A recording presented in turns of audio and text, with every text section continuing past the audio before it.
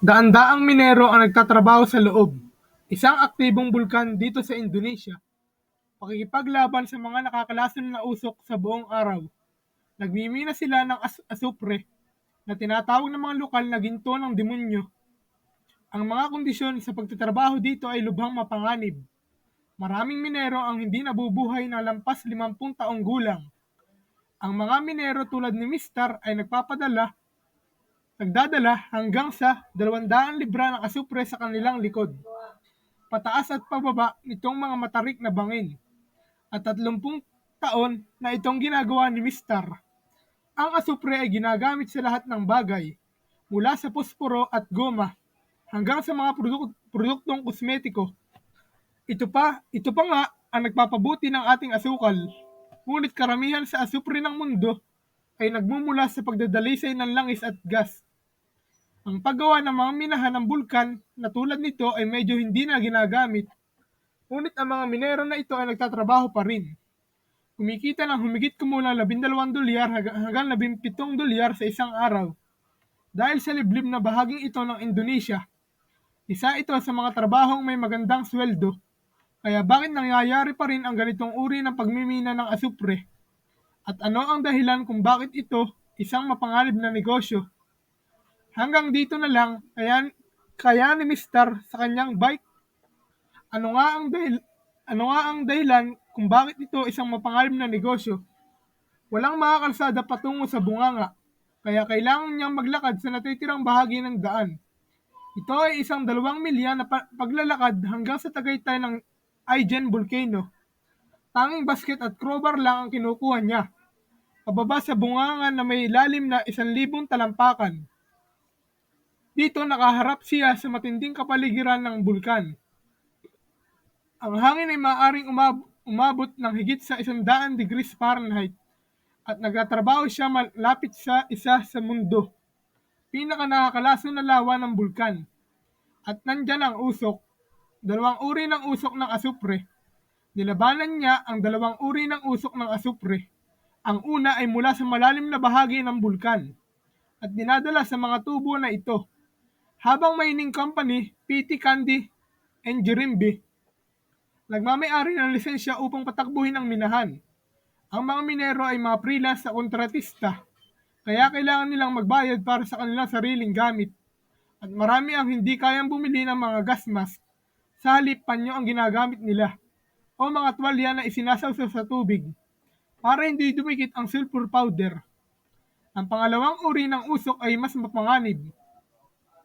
Ito ay nagmumula sa mga gas ng bulkan sa ibaba ng acidic na lawa at ito ay maaaring nakamamatay. Kaya kung makakita ng malalaking ulap ang mga minero ng manipis at puting usok na nagmumula sa lawa, kailangan nilang lumikas. Kaya naman kailangang maagang makarating dito si Mister. Lumalakas ang hangin sa maghapon. Humihila pa ng puting usok patungo sa mga minero. Ang parehong uri ng usok ay may pangmatagalang epekto sa kalusugan. Ngunit ang usok mula sa loob ng bulkan ay mahalaga para sa produksyon ng asupre. Ito ay kung paano ito gumagana. Kapag ang napakainit na usok ay tumama sa mas malamig na hangin sa labas, ito ay nagpapalapot ng likido at tumutulo sa tubo. Habang tumitibay at lumalamig, ang asupre ay magiging dilaw at ang mga minero ay maaaring magsimulang magtanggal ng mga bloke. Ito ay dalawang kulay ng asupre na binigyan ito ng pangalang ginto ng demonyo. Ginagamit ng mga minero ang kanilang mga kamay upang ilipat ang mga bloke na ito.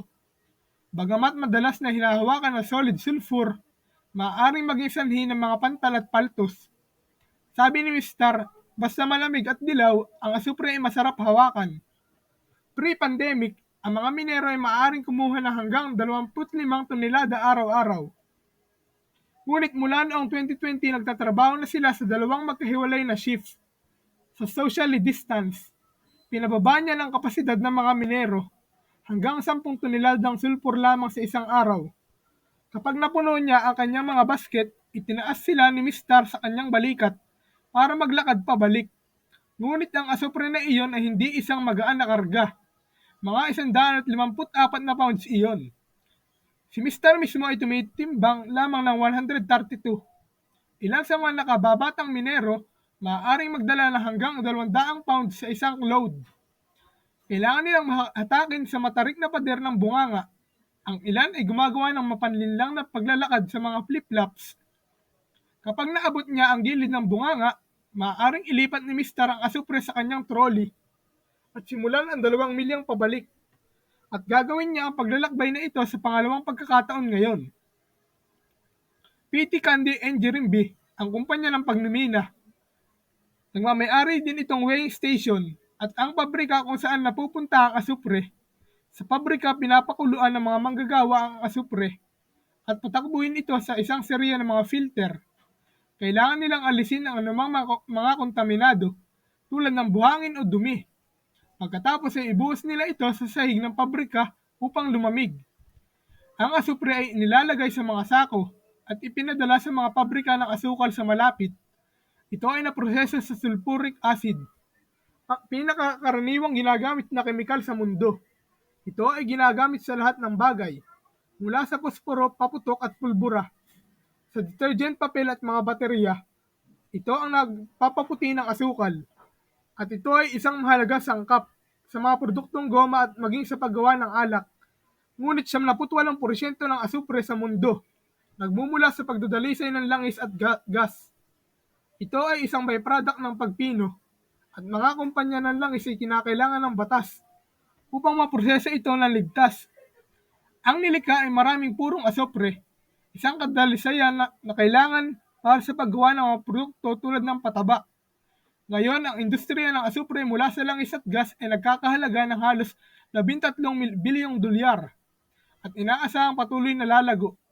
Bakit nila ito ginagawa at hindi na kailangan ang mga natural na minahan at bulkan? Lalo na't hindi kasing dalisay ang mined sulfur.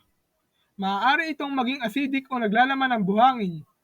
Ngunit ang Elgin ay isa sa mga tanging lugar na natitira sa mundo kung saan ang mga tao ay nagmimina pa rin ng asupre sa ganitong paraan. Kaya bakit nila ito ginagawa sa kabila ng panganib? Para sa mining company, mas madali at mas mura upang makakuha ng asupre mula sa Elgin. Para sa mga minero ng asupre, mas malaki ang sweldo kaysa sa iba pang trabaho sa isla tulad ng pagsasaka.